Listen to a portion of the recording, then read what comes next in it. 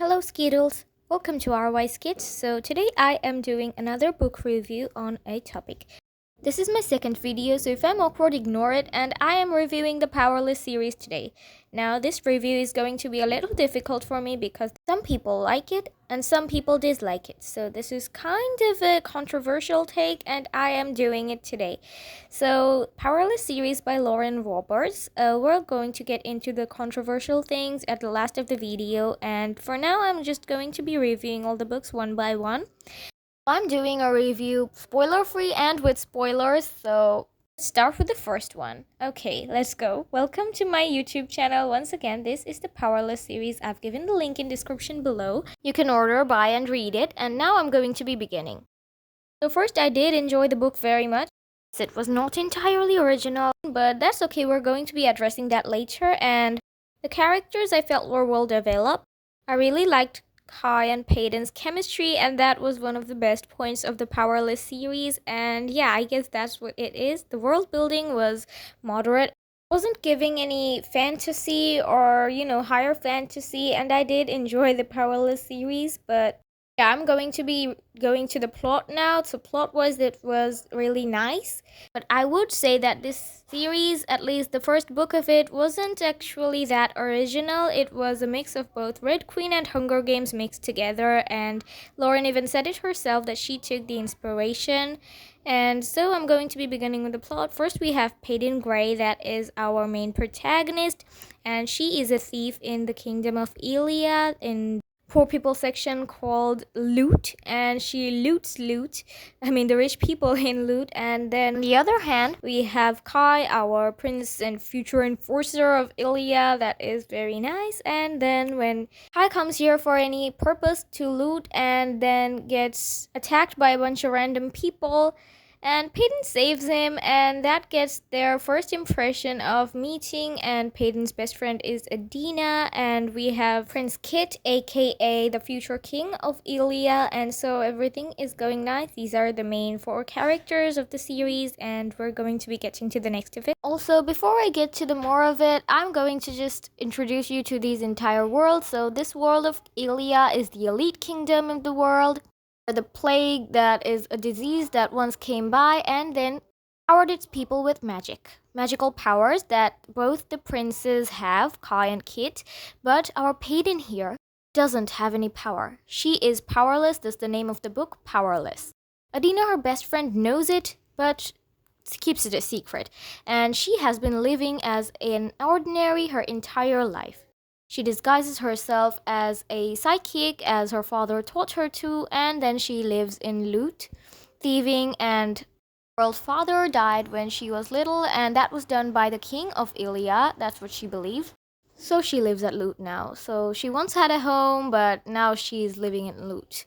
So back to the present now. Now, after our protagonist Kai, brooding, mysterious enforcer of Ilya, almost gets robbed by some people at Loot, and Peyton, the one who saves him, everybody cheers for her and calls her the Silver Savior of Ilya. Nobody really knows she's ordinary. Oh, and also, did I forget to mention that every year they hold a purging trials to see who the best among the elites is, which is basically a Hunger Games, but instead of the entire motive of this entire game to be killing each other, these games actually do have a motive, and people can actually survive with it even though they do not win.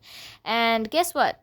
The next morning, when Peyton awakes to brush her teeth or something, then she gets selected to the purging trials. Way to get the welcome morning. And yeah, she's now selected as the Silver Savior, and now she must compete against elites and survive and probably even win this game. And she has to, this is very, heightened the stakes because she's an ordinary and now she must fight with elites. Like, girl is so cooked, but that's okay because she's our protagonist. The purging trial begins. They keep her in the room for like 1 week at the palace where she meets more elites, and yeah, during one dinner, she figures that she spites those royals and everything, and the king is acting a little suspicious about talking about her father, who was a healer. And so yeah, let's move forward. The first purging trials, that is, see Hunger Games that they're left at a forest and then they must survive, and then they do. I'm going to be very fast forward with this. Kai and Peyton's chemistry is very nice now, and this is literally the only thing that feels original in this series that wasn't in Red Queen or in the Hunger Games.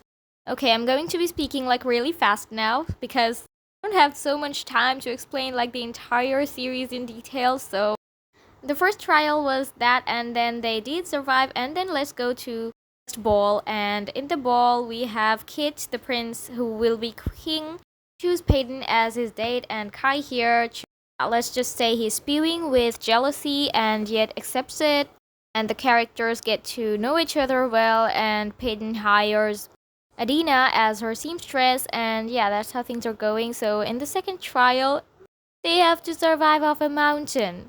Like, yes, and they form a group again, like, tell me of the Hunger Games again, and yeah, that's what happens.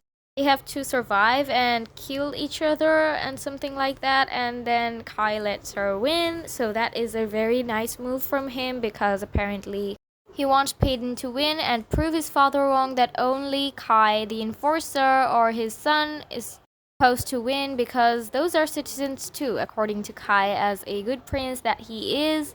So we know that Kai isn't actually as bad as the people think he is. Obviously, the king forces him to be that way. Yes, Kai is actually very much sweeter and nicer than he actually seems in front of the others. Yeah, you know what I mean. And the second ball is very, very, very, very interesting. And some things happen. They find themselves under an attack because of a rebel group that is the resistance, and Peyton joins in, and then they tell her to trick Kit. This was Calcom's idea. Calcom, one of the members of the resistance, to trick Kit to show them the way inside the palace to sneak them in. They can attack the royals, and then she does do that, and there comes the third trial again. The third trial is something that you know that the both of them are going to win. So now that the book is almost at its last, you know that Kai and Peyton both have formed such a bond between them that is not now enemies anymore, that is now more of an ally, and they both trust one another, and yeah, it's going nice.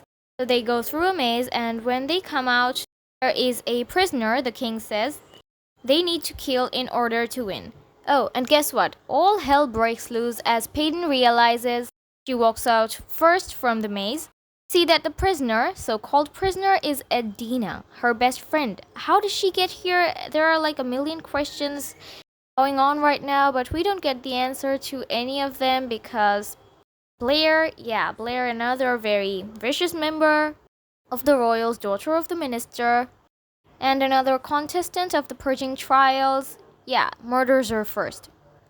So with Adina dead, Peyton basically loses it, and guess what? At the same moment, the resistance breaks into the palace, into the royals, so attack the royals, and then they get caught. And the fact that everyone in the room is getting attacked except for Peyton doesn't take long enough to reveal that she is an ordinary and she was working with the resistance. So now Kit is also fumed with Peyton, and Kai's also. They both feel so betrayed by Peyton, and Peyton has no choice but to now escape, taking Adina's last vest she made for her. When she's running, she encounters the King Edric, who then reveals he knew her from the very beginning and that the king himself killed her father, and no, actually that's not what he did directly, he did it through Kai. So yeah, now Peyton must live with knowing that the boy she trusted most, Kai Azar, killed father, and now she hates him too, and then she kills the king. She's very much injured herself with an overordinary at her chest, carved on by the king, and as she tries to escape again, there Kai is. Kai also sees that she murdered his father, so they both murdered each other's father. And then Kai tries to kill her, but then can't bring himself to, because, and then gives her a head start, but then promises to sink the blade into her back one day. And this is where it ends, where they both go from enemies to allies and back to enemies. So this is the end of Powerless Book 1, and I'm going to have to end the video right now here. Don't worry, I'm going to get back to you with the next part of the next book, and till then, If you haven't checked out the Powerless series yet, you should, because even though it is not entirely original, I would totally recommend reading this because it was just so awesome. You know, it's a bestseller and it totally deserves it. I at least think so. Even though it's not completely original, the chemistry between Kai and Peyton and everything that is going on, those sparks are literally missing in Red Queen and The Hunger Games. And that brings us to book 2, but I'm not going to be able to continue this now. But I will in part 2 of this video. Stay tuned.